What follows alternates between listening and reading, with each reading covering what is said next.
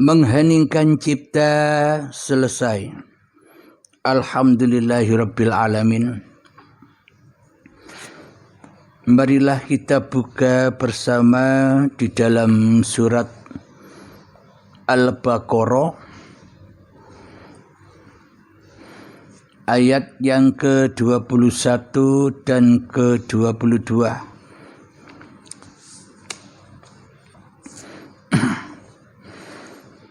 Bismillahirrahmanirrahim. Ini peringatan dari Tuhan, dari Allah, bukan hanya peringatan kepada orang yang beragama Islam saja, akan tetapi peringatan Allah kepada seluruh manusia sebagai ciptaannya, sebagai makhluknya, agar selalu bertakwa kepada Tuhannya, tidak bertakwa kepada tato hawa nafsunya. A'udzu billahi minasyaitonir rajim. Bismillahirrahmanirrahim. Ya ayyuhan nasu a'budu rabbakumul ladzi khalaqakum walladzina min qablikum la'allakum tattaqun.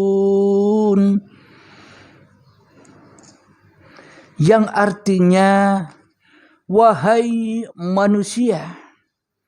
Ini buktinya, wahai manusia, seluruh manusia, sembahlah Tuhanmu yang telah menciptakan kamu dan orang-orang yang sebelum kamu, agar kamu bertakwa. Jadi wahai manusia, wahai seluruh manusia, sembahlah Tuhanmu yang telah menciptakan kamu. Jadi memahami Al-Quran ini tergantung di dalam hati kita berlukiskan tato hawa nafsu kita, ataukah Allah yang berkuasa, yang lebih wujud, yang lebih hidup, yang lebih berkuasa daripada kita sendiri di hati kita. Jadi kalau kita pahami secara logikanya, selama ini kan seolah-olah kita hanya percaya dan yakin saja bila kita ini diciptakan Tuhan, tapi tidak tahu Tuhan siapa yang menciptakannya. Selama ini kita merasa hanya diciptakan Tuhan, yang ada tatonya di dalam hawa nafsu kita sendiri saja, bukan?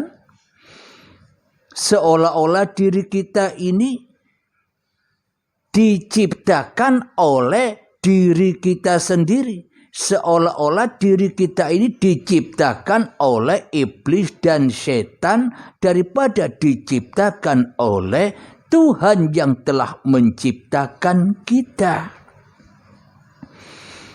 Jadi selama ini kita beragama, apapun agama Anda, apapun Tuhan yang Anda sembah, selama ini hanya formalitas saja.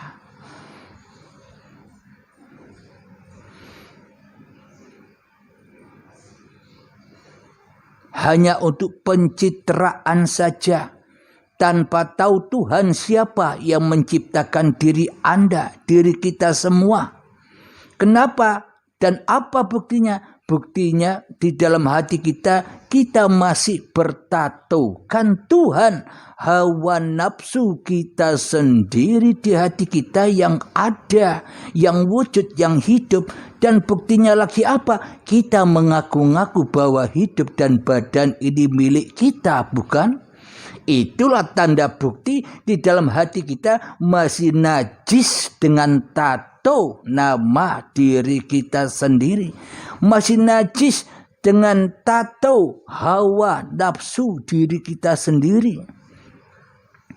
Jadi ketika diri kita merasa lebih wujud daripada Tuhan, lebih hidup daripada Tuhan, lebih nyata daripada Tuhan, maka kita selama ini belum dikatakan beragama, agamanya Tuhan. Kenapa? Karena di dalam hati kita masih jadi Tuhan, bertatukan status hawa nafsu kita sendiri di dalamnya. Itulah kenajisan. Ibaratkan kita selama ini telah menghina Tuhan. Kenapa? Karena Tuhan telah kita sekutukan dengan diri kita sendiri di hati kita. Karena Tuhan telah kita serupakan wajah kita sendiri di hati kita. Itulah makna tato yang ada di dalam hati kita. Tato itu harus dibersihkan. Tato itu harus dihancurkan, disetrika, dipanasi. Karena ketika masih ada tato nama kita di hati kita, ketika masih ada tato hawa nafsu kita di hati kita, maka semuanya akan panas membara. Solat kita terbakar, ibadah kita terbakar, zikiran kita terbakar, sholawatan kita terbakar, sholat tahajud kita terbakar, sholat duha kita terbakar, puasa-puasa yang kita lakukan sejak detik-detik akil balik sampai setua ini semuanya terbakar, hangus, tak ada bekasnya sama sekali. Kenapa? Karena kita selalu mengaku-akui, karena kita selalu memiliki hidup dan badan dan apapun di antaranya. Apa itu? Semua aktivitas kita seolah-olah kita yang jadi Tuhannya. Maka semuanya najis yang kita lakukan serba najis karena Tuhannya bukan Tuhan, tapi manusia yang menyerupai Tuhan di hatinya karena ada tato hawa nafsunya di hatinya. Bagaimana cara kita mengenal Tuhan yang menciptakan diri kita? Caranya adalah kita lanjutkan ayat yang ke-22. Alladzi ja'ala lakumul arda firasyan was samaa'a binaa'a wa anzala minas samaa'i maa'an fa akhraja bihi minats thamarati rizqan lakum فَلَا تَجْعَلُوا لِلَّهِ أَنْدَادًا وَأَنْتُمْ تَعْلَمُونَ. Yang artinya, dialah yang menjadikan bumi sebagai hamparan bagimu dan langit sebagai atap, dan dialah yang menurunkan air hujan dari langit, lalu dia hasilkan dengan hujan itu buah-buahan sebagai rezeki untukmu. Karena itu janganlah kamu mengadakan tandingan-tandingan bagi Allah padahal kamu mengetahui. Shadaqallahul azim. Inilah bukti bahwa ada Tuhan yang telah menciptakan kita. Bagaimanakah cara kita mengenal Tuhan yang menciptakan kita? Ya, kita hapus tato itu di dalam hati kita. Hapus nama kita di hati kita. Hapus hawa nafsu kita di hati kita. Hapus iblis dan setan di hati kita. Hapus kerajaan-kerajaan di hati kita. Hapus cita-cita hawa nafsu kita di hati kita. Sangat berat, panas untuk menghapus itu semua. Jadi menghapus itu semua dengan laku hening dan hening seumur hidup Anda. Belajar hening dan hening.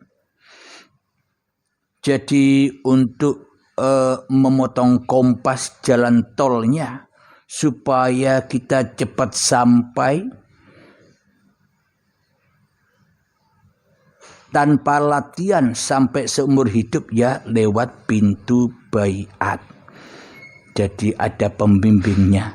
Tanpa lewat pintu baiat, bila kita belajar sendiri, ya kita jaga Allah selama-lamanya sampai hari perhitungan, sampai syakaratul maut tiba. Namun bila kita digerakkan, dikehendaki Allah untuk berbaiat, maka setelah baiat kita sudah tidak jaga Allah lagi, kita sudah tidak jaga Tuhan lagi, tapi Tuhanlah yang menjaga kita, Tuhanlah yang memelihara kita, Tuhanlah yang mencukupi kita, Tuhanlah yang mengasihi sayangi kita. Jadi bukan kita lagi yang jadi Tuhan. Itulah hikmahnya di dalam baiat. Kalau belajar sendiri ya silahkan lakukan hening mulai detik ini sampai ketemu liang lahat. Teruslah belajar untuk memanasi, mengelupas tato hawa nafsu kita di hati kita, untuk melepaskan tato iblis dan setannya agar kita tidak disesatkan lagi oleh iblis dan setan. Disesatkan kemana? Disesatkan dari jalan pulang kita. Inna lillahi wa inna ilaihi roji'un. Jadi selama ada tato di dalam hati kita, maka roji'unnya selalu kepada tato yang sudah merajai hati kita. Apa? Diri kita sendiri. Sholat kita aku akui sebagai milik kita. Ibadah kita aku akui sebagai hak milik kita. Sehingga kita merasa mulia dan bangga di dalamnya.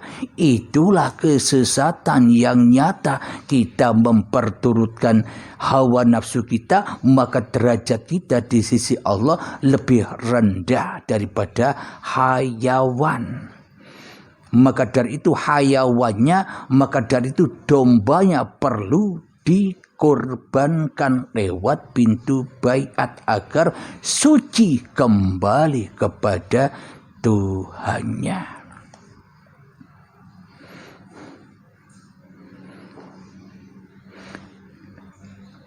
Karena itu janganlah kamu mengadakan tandingan-tandingan bagi Allah padahal kamu mengetahui. Nah, maknanya firman Allah ini bilang, berpesan kepada kita. Sebenarnya kamu sudah tahu bahwa aku ini Allah, katanya Allah. Tapi di dalam hati kita selama ini kita menandingi Allah. Kita tandingi Allah dengan diri kita. Kita tandingi Allah dengan hidup kita. Kita menandingi hidupnya Allah dengan hidup kita. Kita menandingi wujudnya Allah dengan wujud kita. Kita menandingi kekuasaan Allah dengan kuasa kita. Selama ini berarti kita ini muslim, mukmin atau kafir. Silakan kita nilai sendiri diri kita sendiri-sendiri.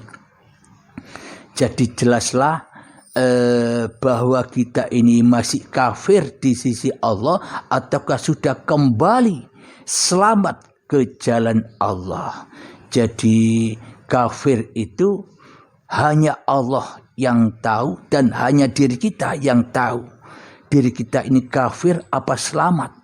Tergantung bila Allahnya gaib, Allahnya tidak ada di hati kita, yang ada hanya tato diri kita sendiri, yang ada tato nama kita sendiri di hati kita, itu tandanya kita masih kafir.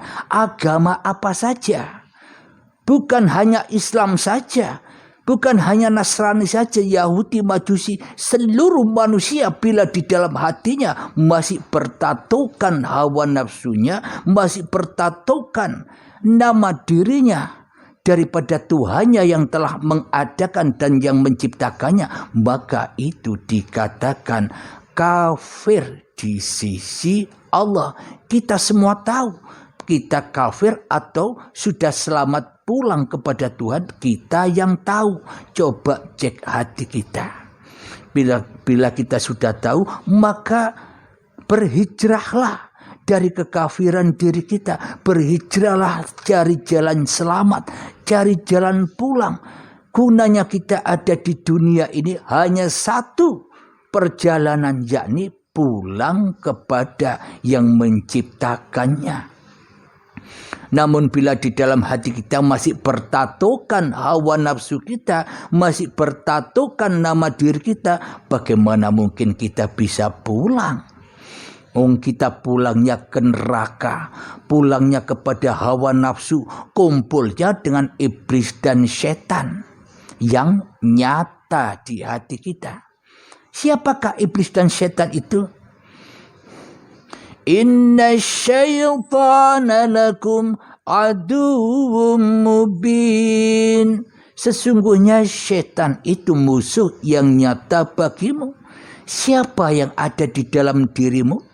Siapa yang ada di hatimu? Tato nama siapa di dalam hatimu?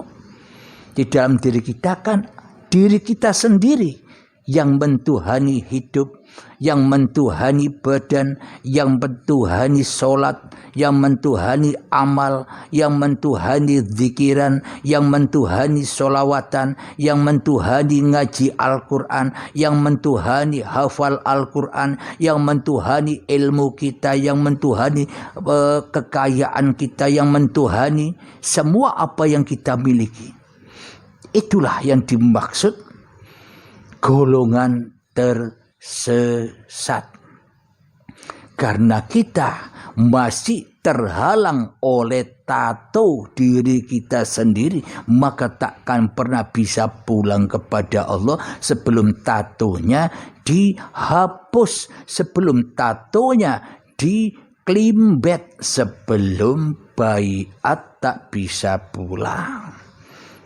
Jadi pesan saya, berlatihlah terus menghening-heningkan dirimu di hatimu selama 24 jam sampai datang ajal menjemput, sampai ke liang lahat. Jadi jangan putus asa dalam belajar. Jagalah hatimu dengan selalu ingat hidup, bahwa hidup ini Allah. Jadi jangan sampai tato diri manusiamu itu muncul lagi. Bila masih muncul, ya maka akan membakar semua ibadah kita. Sejak akil baligh sampai setua ini, kita tak pernah melakukan ibadah. Kita tak pernah melakukan sholat, kita tak pernah melakukan kebajikan walaupun sebiji darah. Kenapa? Karena masih najis hati kita. Bertatukan hawa nafsu yang jadi Tuhan. Bertatukan diri kita sendiri daripada bertatukan la ilaha illallah di dalam hati kita.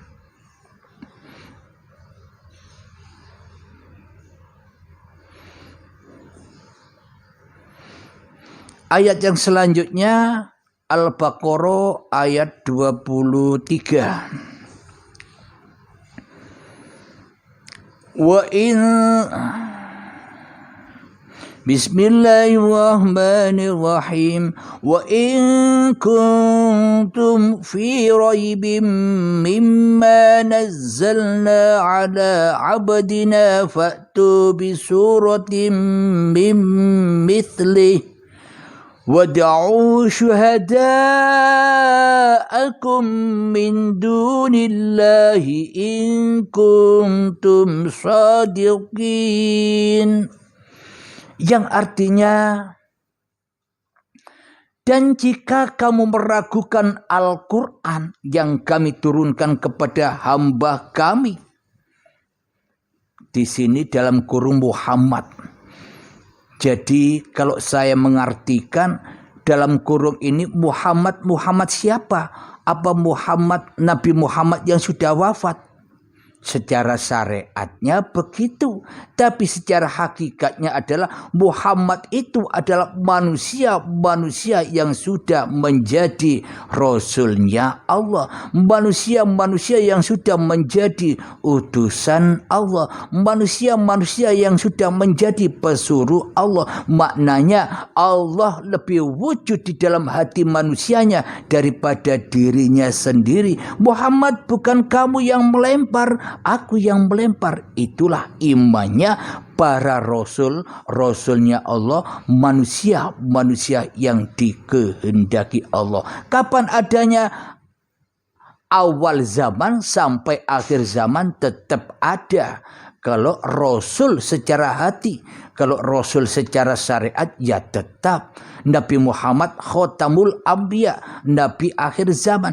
Tapi hamba-hamba penerus al-ulamaul warasatul anbiya, ulama-ulama penerus para nabi ini masih ada sampai akhir zaman.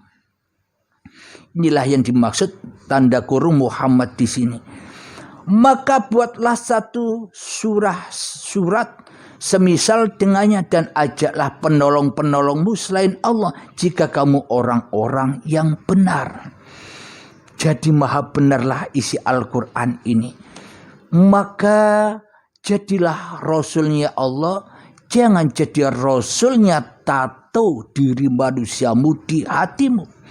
Karena kalau masih ada tato di dalam hatimu, selamanya takkan pernah bisa pulang kepada Allah. Akan tetapi kumpul dengan iblis dan setan di dalam api yang membara, anar yang membara, hawa nafsu kita sendiri. Membaranya kenapa? Karena kita lebih cinta urusan dunia, urusan harta, urusan kekayaan daripada urusan Tuhannya. Kita memilih lebih merasa hidup terus daripada mengabdi kembali kepada keadaman diri kita, ketiadaan diri kita. Mana mungkin Allah akan nyata untuk kita sembah, sementara yang jadi Tuhan di dalam hati kita masih tato nama diri kita di hati kita. Alhamdulillahirabbil alamin. Semoga saya pribadi dan semoga para sahabat-sahabatku baik yang ada di dalam ataupun yang ada di luar negeri, semoga kita semua termasuk orang-orang yang diberi hidayah oleh Allah, termasuk orang-orang pilihan Allah, dan termasuk orang-orang yang sudah menghamba pada Allah, tidak menghamba kepada awake dewe. Amin ya rabbal alamin. Marilah kita akhiri kajian di subuh yang indah ini dengan melanggengkan, dengan menggemahkan salawat dhalimin daf'ul bala. Allahumma salli ala sayyidina Muhammad wa asghili zalimin bil zalimin. Allahumma salli ala sayyidina Muhammad wa asghili zalimin bil zalimin.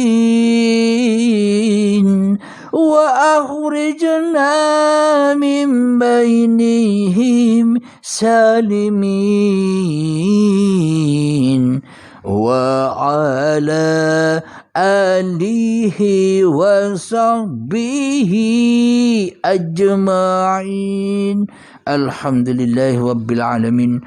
Allahumma ya qadiyal hajat, Allahumma ya mujibad da'awat, Allahumma ya rafi'ad darajat, Allahumma ya muhillal muskilat, Allahumma ya syafi'al amrat, Allahumma ya kafiyal muhimmat, Allahumma ya dafi'al baliyat. Allahumma khtim lana bil iman, Allahumma khtim lana bil islam bijahi sayyidil mursalin. Rabbana atina fid dunya hasanah wa fil akhirati hasanah wa qina adzabannar. Wa sallallahu ala sayyidina Muhammad wa ala alihi wa sahbihi wa sallam.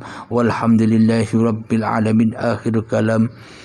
Assalamualaikum warahmatullahi wabarakatuh.